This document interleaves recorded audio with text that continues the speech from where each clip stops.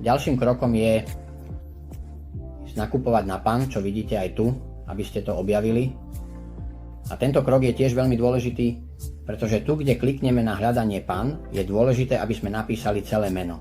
Čo to znamená, aj keď vám už vyjde PAN aké pekné, musíte zadať celé meno a uistiť sa, že adresa je FAN, čo je tiež. Tu, ak kliknete na Pankevac, musíte sa uistiť, že tam je napísané Pankevac Finance. Ak vidíte nejaké texty alebo sa postavte pred Finance, aby to nebolo Pankevac, môže to byť podvod. Súhlasíte?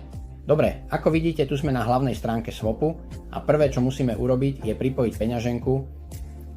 Klikneme na pripojiť, vyberieme Trust Wallet, klikneme na pripojiť a už vidíte, že hore sa už zobrazuje peňaženka, ako keby nám už vyšla možnosť pripojiť, to znamená, že sme už pripojení.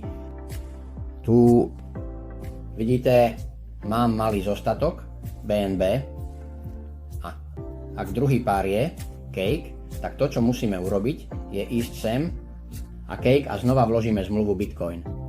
A už vidíte, že tu sa zobrazuje možnosť importovať. Klikneme, už sa to zobrazuje tu dole. Ďalší krok.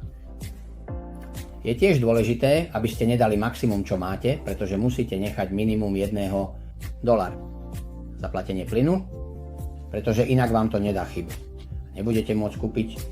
Dobre, v tomto prípade tu dám 75% a vidíte, že tu mi to ukazuje na kúpu, že s týmito $5 a 64 centami môžeme kúpiť 18 bitcoinov. Dobre, tu vidíme. A ďalší krok je veľmi dôležitý, pretože inak to dá chybu, že musíte ísť na SlipPay a tu musíte dať 5%. Už viete, že to má svoj účel. Ak to nedáte, 5% nám to nedovolí. Dobre, kliknete na swap a už je to, keď kliknete na swap, požiada vás o autorizáciu transakcie.